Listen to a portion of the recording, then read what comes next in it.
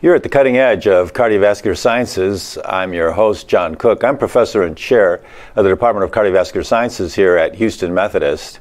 And today we have a very special guest we're going to be hearing from in a moment. He's an original thinker. He's an innovative scientist. He's an astute clinician. And we're very happy to have you here today, Professor McRae, and you're going to be introduced by my co-host, Lee Lai. Dr. Lee Lai is a junior faculty member in our department. Go ahead, Lee. So, good morning. Today is my great honor to introduce Professor Colin McRae, who is an eminent cardiologist and a geneticist. He got his MD and PhD training in medicine, genetics, and developmental biology in Edinburgh, London, and Boston, in Brigham and Women's Hospital and Massachusetts General Hospital. Now he is a vice chair for scientific innovation in the Department of Medicine at Brigham and Women's Hospital. He is a professor of medicine at Harvard Medical School, a principal faculty member at Harvard Stem Cell Institution, and associate member at the Broad Institute. He's also the director of One Brave Idea program, which is an innovative program funded by American Heart Association, Valley, and AstraZeneca for $75 million. So welcome, Dr. McRae. Lily, John, pleasure to be with you and honored to be speaking at the DeBakey Heart and Vascular Institute in this cutting edge series. Thank you, Colin. I've been looking forward to this for some time now, seeing you again. We've crossed paths several times throughout your career, and it's always quite amazing for me to hear what you're doing. And today we're going to hear about your One Brave Idea and really an incredible program. But I thought before we launch into that, maybe you could tell us a little bit about where you came from and how you got to where you are today. Yeah, sure. I grew up on a small island off the west coast of Scotland where my father was actually a primary care doctor. So I learned early on about the importance of observing disease in its natural context. Trained in Edinburgh and then in London, and fairly quickly realized that one of the rate limiting steps in all of this was the ability that we have as clinicians to identify any specific phenotypes in anything other than the most superficial ways. And so I realized that one of the approaches that helped with that was human genetics. I then did a PhD in human genetics before I came across to the US, where I had the fortune to work with the Seidmans as they were cloning many of the first genes in cardiomyopathy, and then subsequently moved to Mass General to work with Mark Fishman, where really he was pioneering the use of the zebrafish, and importantly, using disease endpoints in whole organisms as an endpoint in both genetic and chemical screens.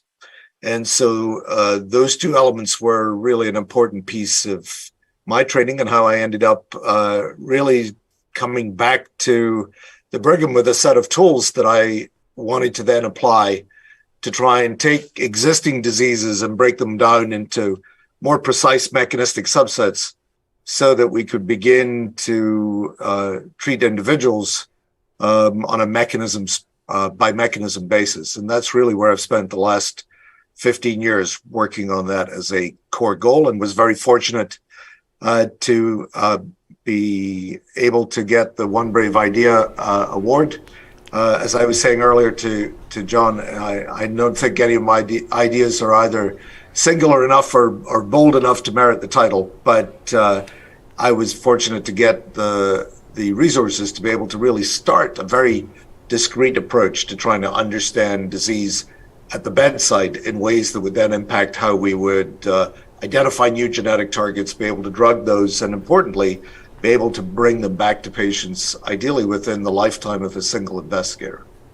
You know, we're going to be hearing about your multi-omics technology applied to diagnosis and phenotyping patients in a moment, but I also think, in addition to being the future of medicine, you also are a bit of a throwback to the past. I think of William Osler when I think of Callum McRae. I mean, William Osler, Johns Hopkins, great diagnostician, really improved the practice of medicine and the training of doctors. And I have to say, you're kind of following in that tradition.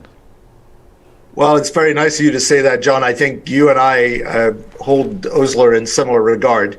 I think at the end of the day, the problems that we're trying to solve are coming from individuals with disease. And if we listen to them and observe them carefully, we have a very firm foundation for everything that we subsequently do. And I know from my many past interactions with you that you've had a very similar trajectory. I think it's one of the inspiring things that Osler brought to medicine was the idea that we can bring science and medicine closer together. And I would argue one of the problems over the last couple of decades has been that they have drifted apart to some extent. You know, pharmaceutical R&D is almost a separate industry from care delivery. And I think anything we can do to bring them closer together really helps us all work much more broadly and collaboratively to get solutions for people in real time. And that's certainly an area that I've spent a lot of time working on. We're having a discussion here with Professor Colin McRae, and I just want you to know you can participate in the discussion by going to pollev.com and enter DeBakey and respond to that activity. Alternatively, you can join us by text. Text DeBakey to 37607. That number is 37607. You text DeBakey and then your message. Colin, when we were training, we were taught the importance of the physical diagnosis. And at Mayo Clinic, some of the things that they taught me were to observe for the diagonal crease in the ear, which was, remember, this was one of the purported signs of someone that was at risk of coronary artery disease. What can you tell about someone's face? Does the ear crease really tell us anything? So I think it's the ear crease, for example, we have actually looked at in some detail. I think the biggest problem with many clinical findings is the variability in their documentation. Mm-hmm. And in fact, you know, one of the things we're learning as we start to apply machine learning to an artificial intelligence to clinical data sets is that the rate limiting step is the precision with which they're defined in the record. And so one of the things we've started to do, and I'll talk about briefly, is build digital tools that would allow you to document some of these things quite directly. Mm-hmm. We have, for example, I didn't include it in today's talk, but we have a facial recognition algorithm that very clearly identifies individuals who have a pretest probability of over 60% of having aortic stenosis. And wow. You know, when we've looked at this, we believe that it's a function of the developmental relationships between the outflow tract and the mandible. But, you know, physical exam for a long time has characterized vascular facies, other types of pathognomonic and inverted commas features. And it has been quite difficult to systematize these and get them into clinical practice. And I think if we are, and this will be my theme for the short discussion that I'm going to lead, if we are going to redesign the things that we measure, we should do it in a way where it's cost effective and useful for multiple different disorders. And so there's a real opportunity to combine digital tools and technologies as well as all of the existing omics that we've talked about, and to build them into our normal phenotyping strategies. And if we do that, I think, and we have data that is computable at source, we start to begin to learn how to optimize things over time in the way that most other industries have succeeded, simply because they have rigorous data collection at their core. And medicine still is a little bit behind the curve. I mean, I always worry when you need natural language processing to extract the information that I put into the record last week, you know you're in trouble. If I had put that data in a computable fashion at the start, we'd be much, much better off. Facial recognition software, that's a really interesting idea and something that could be used in the clinic. James Kirkland was here last week, and he was talking about how he's applying that for his studies of aging. You can get a very good idea of biological aging with facial recognition software. Well, I tried, you'll realize how crazy I am. I tried to get the TSA to give people their own scan information in a format that would be then useful for biomedical applications. But as you can imagine, that's a slow process and one that still has not come to fruition. Interesting. I think, Dr. Lai, you have a question also. Because I know this one brave idea. It's a great award, and it's such a collaborative program. And I just want to know how you manage those expertise from different aspects, and what is the working model in the initiative? Yes. So I'll answer those sort of in reverse order. The working model was really to build sustainable revenue for the American Heart Association. I think if anybody gets an award of that size, the last thing that one would want to do is just to treat it as a regular grant award. I wanted to make sure I was doing something, and this was part of the application, doing something that would build something sustainable for the HA. And for investigators that work with the HA. So what we have begun to do, and I'll describe some of it, is to develop commercial entities that would not only generate data that would be novel, but allow the HA to capture revenue from those commercial entities. And so that was the sort of model that we used. In that setting, one of the things that's quite clear is that you can learn quite a lot from startup culture. And the ideal, I think, in multidisciplinary teams is to start quite small and to make sure that you're maximizing the interaction between the different team members in equally difficult areas. And so that's what we really focused on, was how can we bring computer scientists, epidemiologists, cell biologists, genomicists, clinicians together around a set of problems, and begin to ask, where are the points of entry that would allow us to do something, not just as an abstract exercise, but actually something that could be deployed quickly, potentially within a couple of years of us completing it, much more broadly than just in a set of research projects. And so what we did was to think about, where are there existing data sets that could be leveraged for the use in biomedicine or use in different ways in biomedicine, and would complement existing work, but also bring it almost by force of effect, bring it more directly into the clinic. And so a lot of what we did was to take either existing technologies that were mature but had not made it into clinical utility. So one of the things we built was a platform that actually allowed us to get genomics in real time in clinical practice with people who had no genomics experience, and leverage the family as the organizing principle around which all of the activities took place. I'm not going to talk about that today, but that's one entity that we're building into a company. And then another area was to take existing diagnostic tools and say, how could we add massively to the information content that was being captured in existing diagnostic tools? And we started off with a couple of examples, but I think this is a generalizable phenomenon. And what we did was recognize that a lot of the problems integrating data sets are because there's no cross-referential interaction between those data sets. So whether it's RNA sequencing or metabolomics, what are the organizing principles that we can begin to use to structure the relationships between them? And because they're so complicated, these systems are so complicated that it can be difficult to understand how one metabolite is related to all of the RNA sequencing differences or the splicing variations or whatever. And so we started to use perturbations as an organizing principle.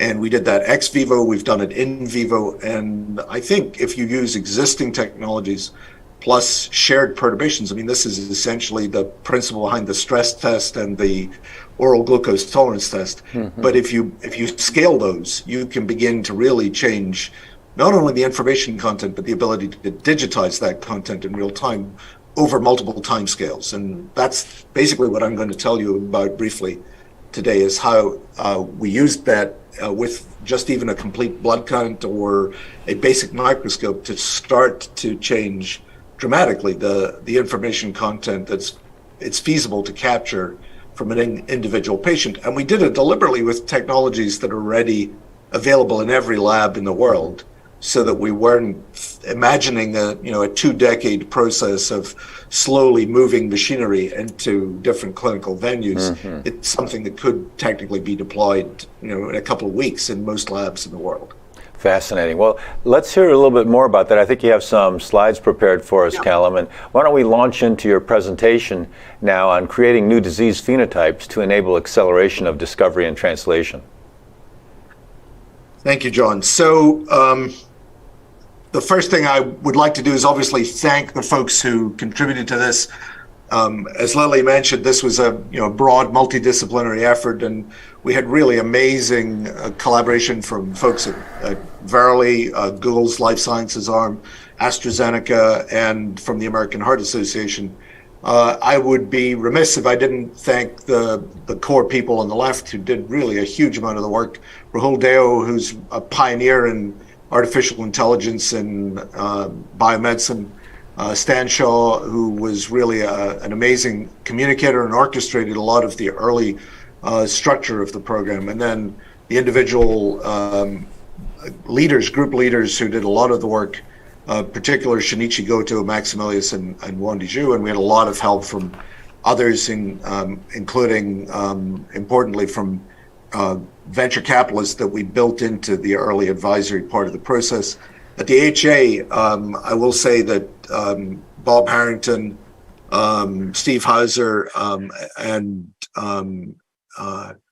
Nancy Brown were really incredible collaborators all the way through. So the bottom line, I think, from even from the discussion that we've had this morning, is that I've always thought that medicine is so complicated that it's very difficult to take truly reductionist approaches to anything but the most narrowly focused of problems. And in fact, systems approaches offer really good enough solutions. One of the reasons that I actually worked on moving from mouse to zebrafish was the ability to scale.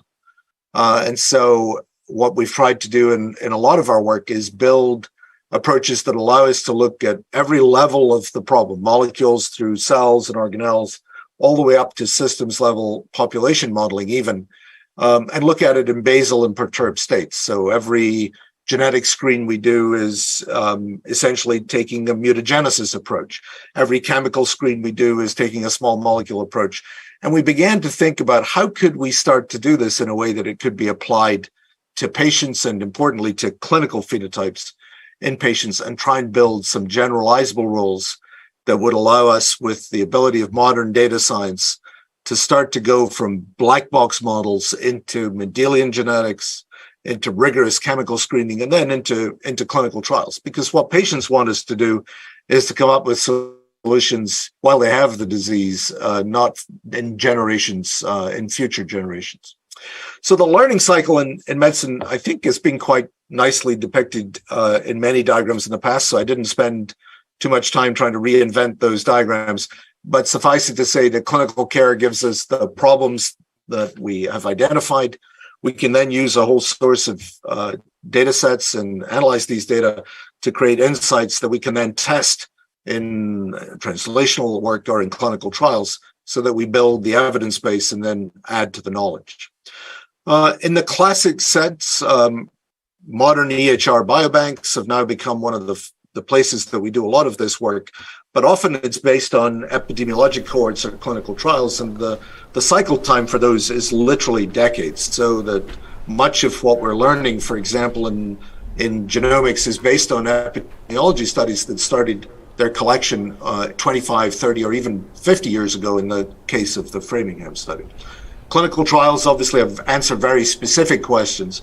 And so we thought there was the opportunity to really change the way that we looked at this by getting objective phenotypes that were directly accessible from clinical care or clinical samples, and I'll talk about that, to use those in a systematic way to identify novel pathways that would allow us not to disrupt completely the knowledge base that we already have, but to stratify further the existing clinical syndromes, the diagnostic categories, and even the diseases that we talk about, so that we could not only stratify folks for translational work, for clinical trials, but also identify more rigorously who is the most benefit from any intervention. And so that was really at the core of the One Brave Idea portfolio. So we had 4 broad projects. One was to move validated technologies into clinical use. I mentioned this genomics platform, and we called that one Driving Genomics. We also talked about transforming the information content of human assessment. That's was labeled by one of the data scientists as our phenotype stack, and lets us redefine disease without throwing away all of the centuries of work that have gone into it already. And I'll talk about that more in a couple of minutes. The other 2 projects that I'm not going to have time to talk about much is linking data sets through AI. So if we can build deep phenotypes in one cohort, train a larger cohort on those deep phenotypes, can we then transfer that learning to other cohorts where many of the deep phenotypes were not actually deployed? And so this we've called traversal, and it's actually quite a powerful tool. And we've shown that many of the traits that we've identified, for example, in our data set of 10,000 patients over the last couple of years at Mass General Brigham, can actually be translated to existing clinical trials, can be translated to existing epidemiology cohorts by using AI. And then finally, one other area that we have worked on quite a lot is trying to bypass the barriers in cohort collection, going directly to people who have phenotypes that are of interest and controls of interest. And so that's work obviously we've done through direct-to-consumer and digital approaches, but I wouldn't have time to talk about that today. So the principal thing that was pretty obvious when we were working on human genetics, and I think most people who've looked after inherited heart disease or inherited disease of any sort will have recognized this, is that the phenotypic tools that we have are just not sufficient to be able to differentiate many of the features that are unique to particular genotypes. And in fact, it's not surprising if you add up all of the translational phenotypes in medicine, this includes everything in all animal models as well, it ends up being about 10 to the 4. It's about 12,000 phenotypes. This is the human phenotype ontology. It's the mouse, it's the fly, it's the fish phenotype ontology. And everybody on this call today differs by about 10 to the 6 missense variants. Most people on the call have 5 to 10 deleterious missense variants in known disease genes, far less than the rest of their genome. And so you can tell that just by the simple principles of information content, we're off by maybe 10 to the 5, 10 to the 6 log orders in the density of information that we collect in the clinic, if we were even going to begin to deconvolute common genetic variation. And that's before you get into all of the complexities of transcription, the proteome, ton of post-translational modification, ton of data that's just simply not captured because it's environmental. Many of the components in our physiologies come from the microbiome that is resting within us or on us. And then all of the connectivity, people have estimated that the connections in a single human brain are more common, are greater in magnitude than the number of stars in the visible universe. So you can start to see how complex the problems are that we're trying to deconvolute. Exposures is another whole entire area, and we wanted to build that into anything we were doing. And we really only in biomedicine record a couple of exposures, tobacco and alcohol, and then we do it by asking the people roughly how much they consume. So you can start to see how far off we are in what's almost an infinite data set. And that's one of the nice things about genomics is it's probably the only bounded data set in biomedicine. And so we need to think about ways that we begin to match the scale of the genome with all of the data sets that we're trying to capture. And so we thought, can we redefine what we study on our terms? Most syndromes are a cluster of symptoms and signs, typically associated with a discrete set of prognoses. For example, dropsy, that was a classic condition in the 1800s, is now recognized really to be representative of disorders in multiple different organ systems. If we think about what we currently measure and assume that that's probably still the case, we end up in a situation where we really have to be humble about what it is that we're recording. So what we wanted to do is to find phenotypes that actually had arbitrary elements of etiologic homogeneity, so things that bred through typically there would be things that give us mechanism at a single patient level, and ideally they would let us study intact molecular networks in vivo. And so this was work actually we did long before One Brave Idea. We had started looking at heart failure phenotypes. You can fairly quickly differentiate different causes for LV thickness by just measuring simple things there. And the diagram on the left, we looked at auditory evoked responses. We looked at stride length. We were able to identify TTR amyloid at the check-in desk by looking at auditory evoked responses and LV thickness. In familial dilated cardiomyopathy, we found, for example, that stride length identified the individuals who had familial disease from those who had idiopathic disease, because typically it's a function of the gait disorders that go with limb girdle dystrophies in classic dilated cardiomyopathy. And then this was work that was done actually in conjunction with Jeff Saffitz of the BI. We looked at skin cell biology and showed that the junctional plakoglobin mislocalization to the nucleus was actually present in buccal smears from affected individuals. So when we started looking in One Brave Idea at atherosclerosis, because that was the remit, I had not previously worked in atherosclerosis, there were a number of phenotypes that were obvious that had never really been documented at high resolution multiple individuals. So we wait for macrophage accumulation to be visible to the naked eye before we start to look at how macrophages are migrating and processing lipid in the skin. Similarly, John Deanfield, a colleague of mine from when I was back in London, had shown, even while I was still in London, in the late 80s, that if you had a family history of coronary disease, your children had a very high chance of having abnormal vasomotor responses to a standardized meal.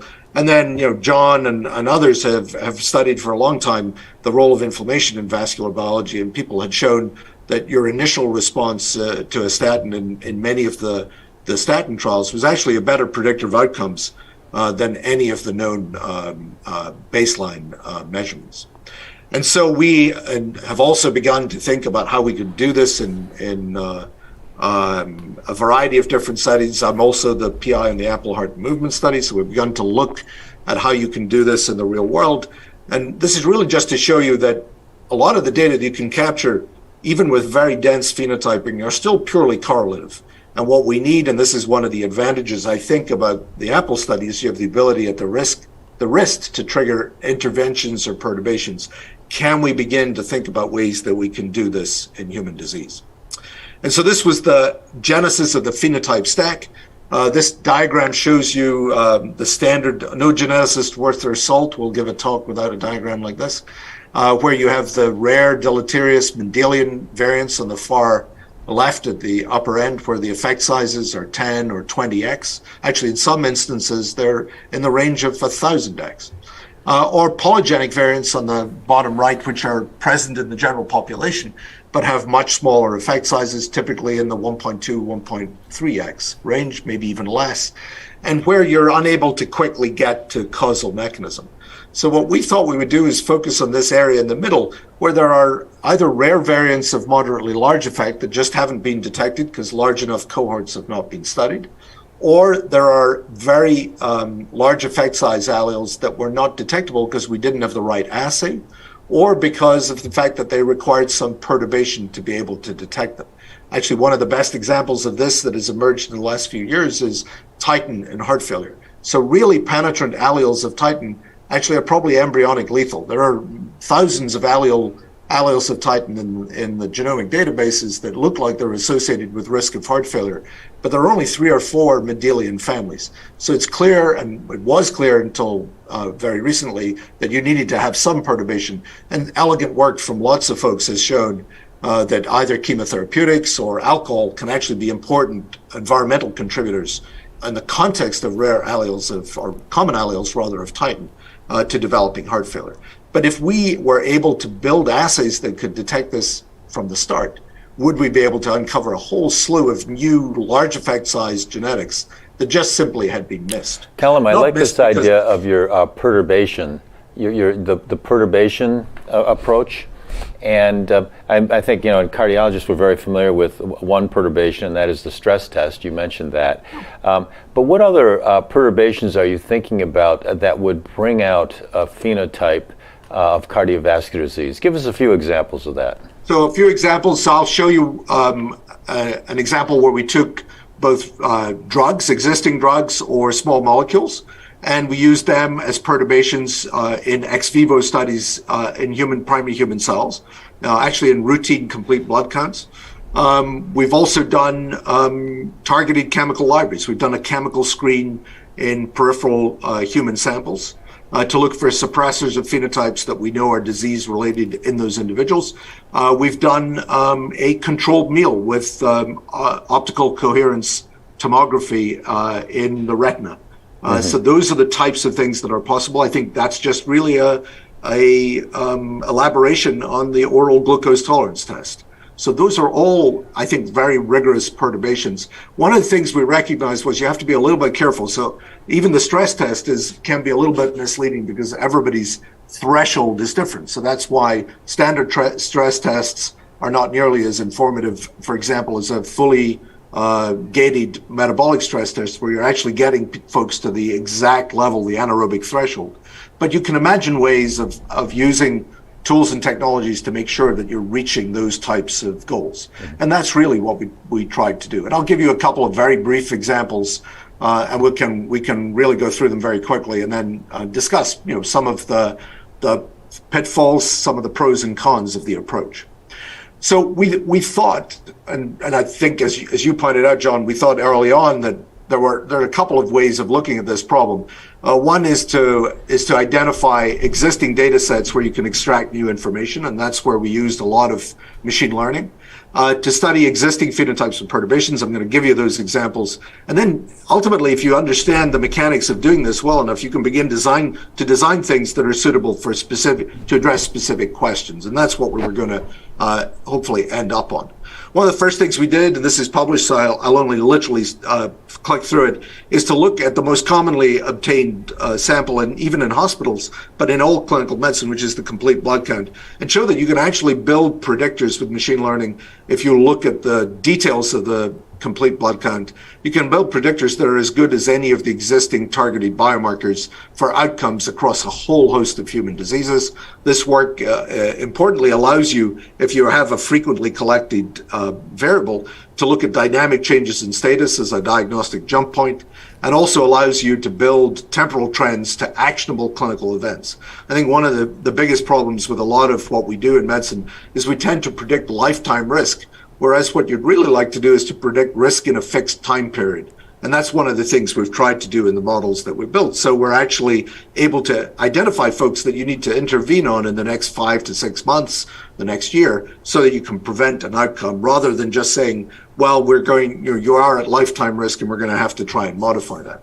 So this was work that Rahul had done before he even came to One Brave Idea, which was to take the existing echo video and use machine learning to break it down into standardized and quality controlled segmented images, and then to be able to train models that actually were at least as capable as human observers of identifying all of the key pathologic variables that we routinely report.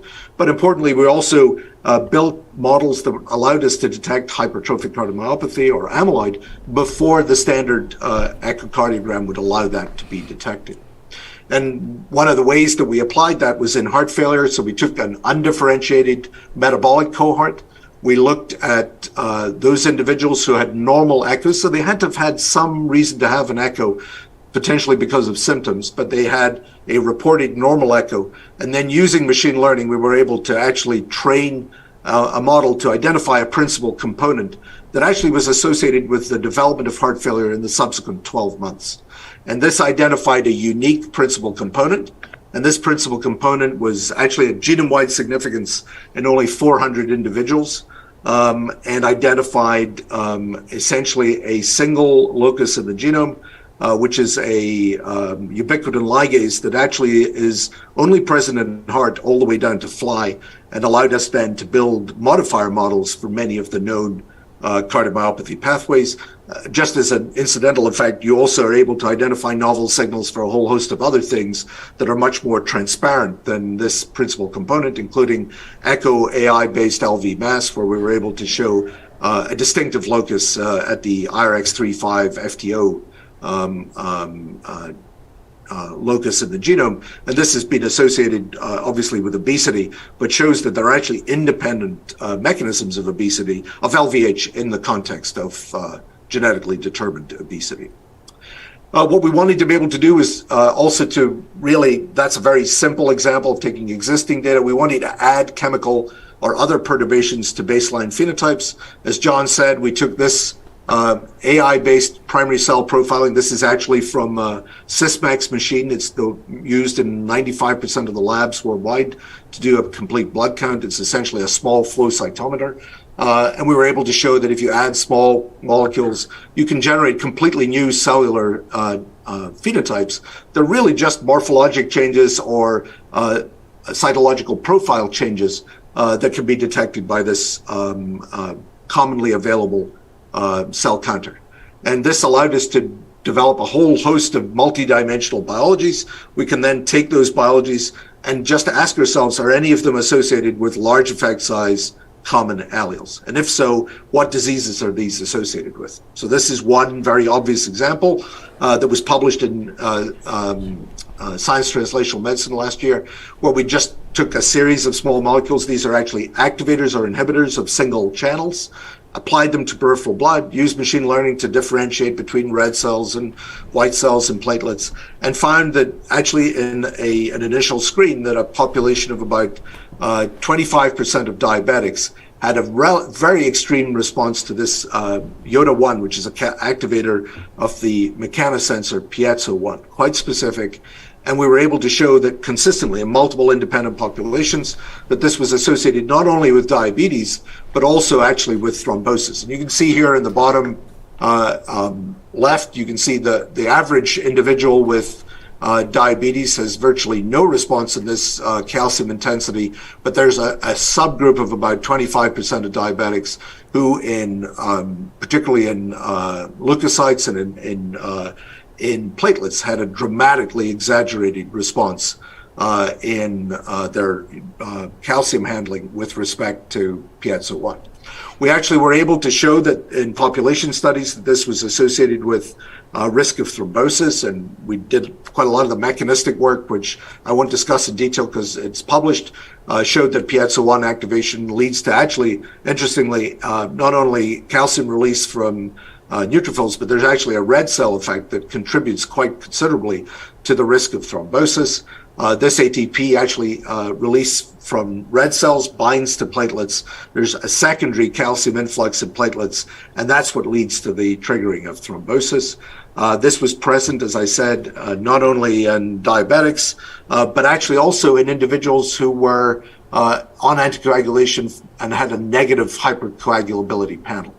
And we went on to subsequently show that inhibiting piezo1 not only allows you to identify individuals with this pathway activated in clinical samples. These are all from patient samples, and you can see here that there's evidence of clotting in a stenotic setting where there's abnormalities of flow, and that this is actually not present in less stenotic settings. And importantly, on the upper panel in C and D, you can show that this is inhibited by the specific peptide that inhibits mechanosensing, GSMTX4. So this, we believe, not only shows us that you can take undifferentiated syndromes, you can use the phenotypes that you've identified to parse out distinctive clinical subsets, you can relate it to clinically meaningful endpoints, and you can identify with relatively small numbers of individuals single genes that actually have large effect sizes, 7, 10, 15x effect sizes with common alleles, as opposed to the 1.2x, 1.1x effects that you typically see. And then work that, this was work that was done by Wendy Zhu. What work that Wendy did, you can actually, she was able to show that even a few hours of hyperglycemia in an animal model was sufficient to select a population of high piezo1 expressing precursors that then led to piezo-1 overexpression for the subsequent 120 days. And so this type of cycle shows how baseline disease state, the control of your diabetes, and the selection in the bone marrow, independent of any genetics, actually allows you to end up with high and low risk periods in your disease. And this is now obviously work that we're looking at to see if we can modulate these phenotypes in vivo. So we can do this in a generalizable fashion. We take these multidimensional cell profiles, we map them with robust genetics in many instances, and the nice thing is you can select the ones that have the big genetic signal. You can discard the others, or not discard them, but use them later on when you understand them better. We were able to generate about 10 to the 7 new phenotypes, not 10 to the 7 fold, unfortunately, just 10 to the 7, but already in one single experiment, with this single cell profiler, we're able to add more phenotypes to a translational base than exist in the entire human phenome at the moment. And then train those against patient outcomes. And so this was one that was actually a metabolic phenotype in neutrophils that perfectly segregates different risk factors for gestational diabetes. It has some effect in other settings, but really parses out metabolic risk in diabetics. We're able to not only show that this initial phenotype exists, but then select the large genetic effects, but also validate these independently by saying, let's ignore the intermediate phenotype, let's just go to the genetics and show that the genetics is also associated with the outcomes that are of interest. And when we do that, we see, and this is just one example of about 150 that we've worked all the way through. This was one where we took a non-specific data set, individuals with diabetes with above baseline CRPs, showed that we can evoke this neutrophil phenotype that actually ends up resulting in very dramatic inflammatory phenotypes even in COVID, but is particularly associated with a data set, a group of individuals who have very aggressive type 2 diabetes, very early kidney disease, and importantly, peripheral arterial disease. And this was associated with 3 genes in a 1,500 patient study, all at very significant levels. And they're all in the same pathway. So 2 glycolytic substrate switches and a fatty acid oxidation substrate switch that act in opposite directions. We were able to show that this is present not only in humans, but also in animal models, and show that we can reverse it by interfering with glucose metabolism using 2-deoxyglucose. That leads to the death of these overactive neutrophils and a resolution of the inflammation that's present in these individuals. This is feasible at relatively large scale. As I mentioned, 10 to the 7 new phenotypes. We took about 1,200 perturbations. We used a small molecule data set, but you can pick your favorite molecules. And that's one of the things that we hope to be able to do, is to go back and look at individual examples and then say, can we identify the perturbation, the downstream effects of a perturbation that we've already chosen? As I mentioned, the perturbations vary widely. The outputs are, as you might imagine, are also quite discrete, but we have multiple different now single level Mendelian size effect associations between different phenotypes, their perturbation, the genotypes, and disease outcomes. And we're starting to work these through in exactly the ways that I just described across about 130 to 150 of these. You can also invert the approach, so take perturbations and flip them. So here we took known drugs, an MPO inhibitor and a 5-lipoxygenase inhibitor, and basically within 2 weeks built assays that allow us to identify high responders from low responders in vivo with agnostic to the actual mechanism. That's one of the nice things about it.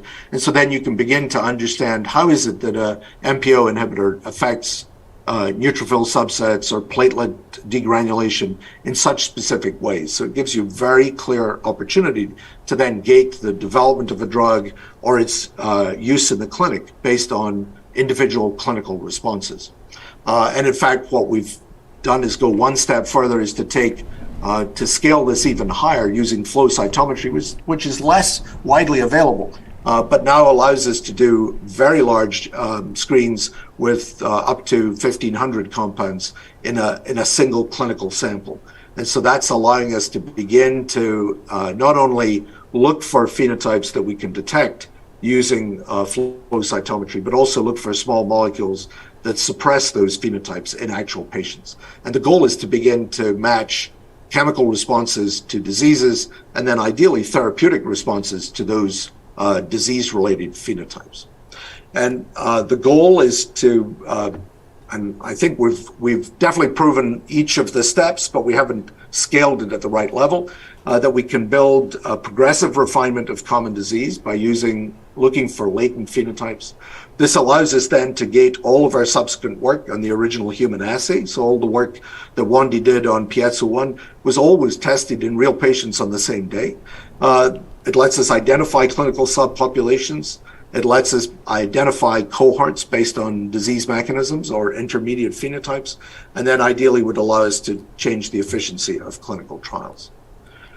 Ultimately, as I mentioned, by training machine learning models on whole cohorts with this subset of phenotypes, we can then identify the more common features that actually are associated with a high risk of exhibiting, let's say, this Piezo-1 phenotype or this neutrophil phenotype.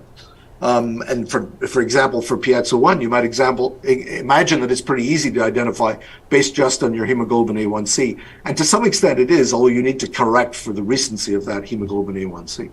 But there are a whole host of other parameters that are just simply not identifiable through any other means than machine learning that allow us to put together strategies that will transfer some of these deep phenotypes to much larger cohorts, including some of the classic epidemiology studies, as well as extant clinical trials. And we're working with a couple of large pharma companies and a couple of biotech companies to take this model and translate it into cohort identification and responder identification in adaptive trial design.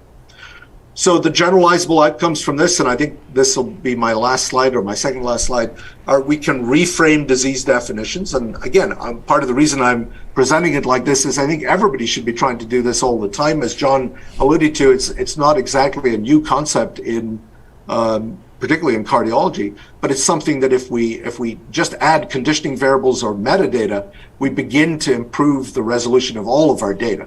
And that lets us get access to new and untapped biology, get quickly to new targets, and reimagine how we can then get them into the clinic.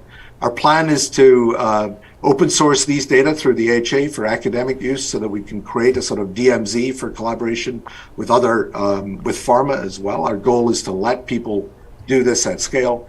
And hopefully it'll also, and this was one of the primary goals of the project, allow us to identify deviation from normal. These phenotypes are present even in teenagers, so we can begin to look at very early markers of vascular disease or the underlying inflammation or the pathobiology that is related to atherosclerosis, so that we can then not only identify discrete disease subsets, but also optimize the use of existing interventions and define the mechanisms of environmental factors at lots of steps. So I think I'll stop there. I'm happy to take questions if we have time and to discuss, but wanted not to overstay my welcome if I haven't already. What a wonderful presentation, Callum. Thank you so much for that. You just heard Professor Callum McRae from Harvard talking about his one brave idea, and I'd like you to invite you to the discussion we're now going to have. You can go to polev.com online and enter DeBakey. Alternatively, you can join us by text, and that's 37607 and text DeBakey to that number, and then text in your message and we'll ask Dr. McRae your questions. Callum, that was just incredible. And I think what you're telling us is that the clinical phenotypes we have right now are insufficient because they are a lumping together of many different phenotypes. Diabetes may be 100 different diseases. Heart failure may be 100 different diseases. And therefore, the treatment may be very different. And you came up with one, this Piezo-1 activation in diabetics that puts individuals at increased thrombotic risk. Could that lead to a new drug, for these patients that would be particularly good at inhibiting their thrombotic risk? No, that's a great point. We're hoping that it could. I mean, there are some, Piezo-1 is such broad activity that there are some reasons that you might anticipate some systemic tox. But actually, to be honest, folks have already started developing piezo-1 inhibitors for a whole host of reasons. And some of the tox that has been postulated may be developmental in origin. So there may be the opportunity to use either particularly focused piezo-1 inhibitors with discrete distribution and pharmacodynamics, as well as biologics that have very particular adjunctive localization techniques, because obviously most cells in your body express some piezo-1. And actually, interestingly, the hyperglycemic component that we saw in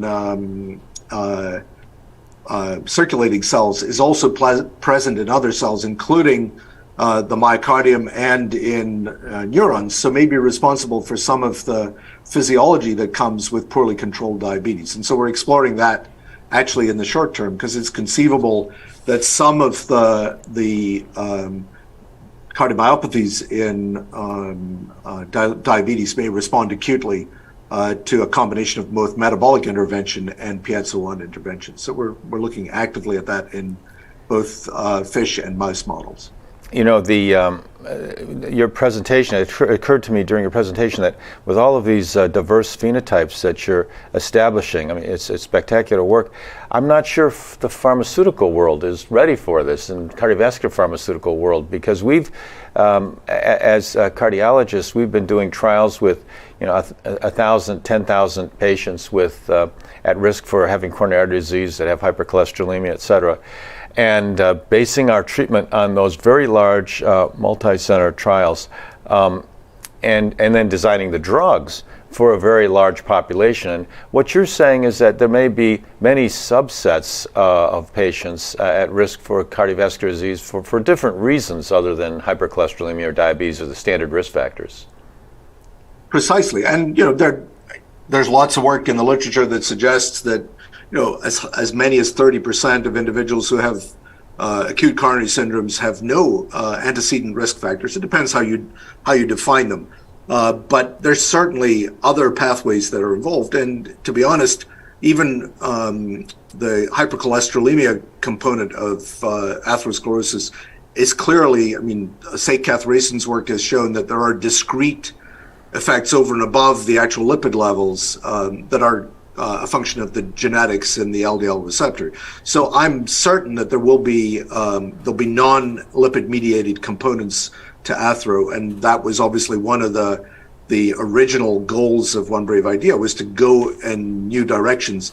And one of the things that we felt, exactly as you said, John, at the start, is probably the only way to be able to understand some of the underlying mechanisms is to separate them out in some way. And this type of granular phenotyping does that. I don't think there's anything magical about this particular approach, except for the fact that it's scalable using existing infrastructure. But you can imagine ways of doing this that are, along any of the lines that you've talked about. There's quite good evidence, for example, even in the heart failure literature, that if you just classify heart failure based on baseline ventricular ectopy and the origin of the ectopy, you can actually begin to look at very discrete prognostic groups, including for some trials where calcium modulation was used as an inotrope.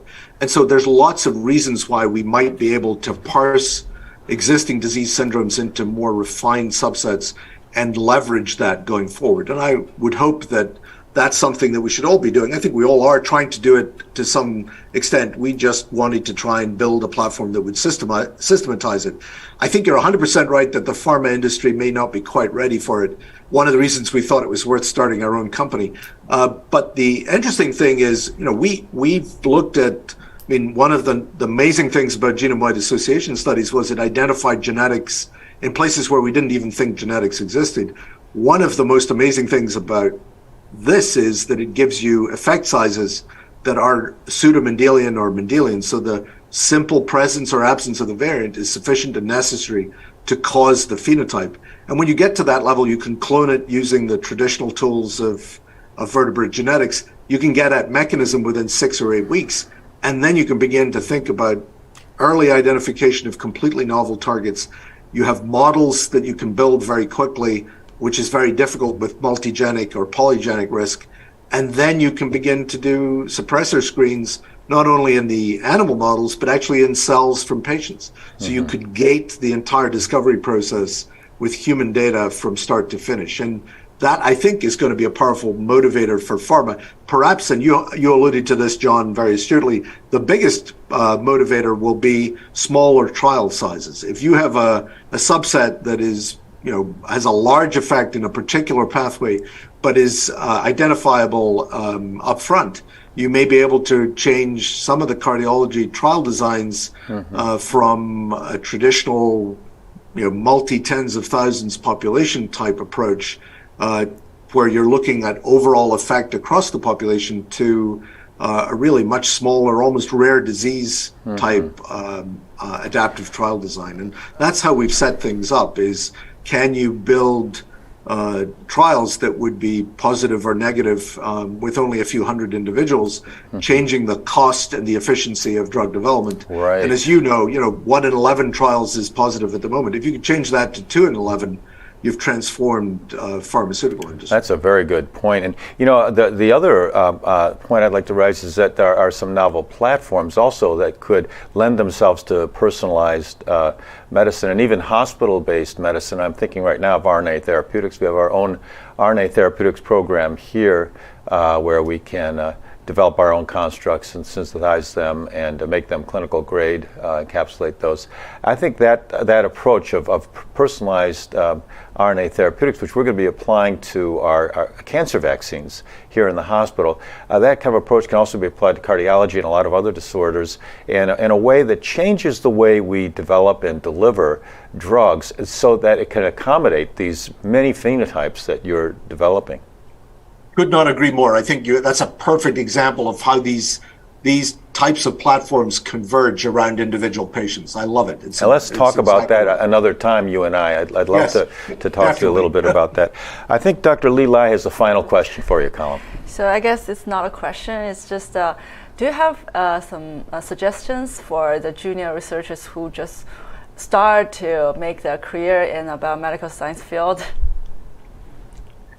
Yeah, I suppose the thing that I would advocate strongly for is always pick a problem that's big enough that you'll still be working on it 40 or 50 years later, and set yourself challenging goals, and then every step along the way is productive. And I have certainly tried to make sure that I'm trying to address challenges that I know I'll not solve during my lifetime, but I hope to die trying.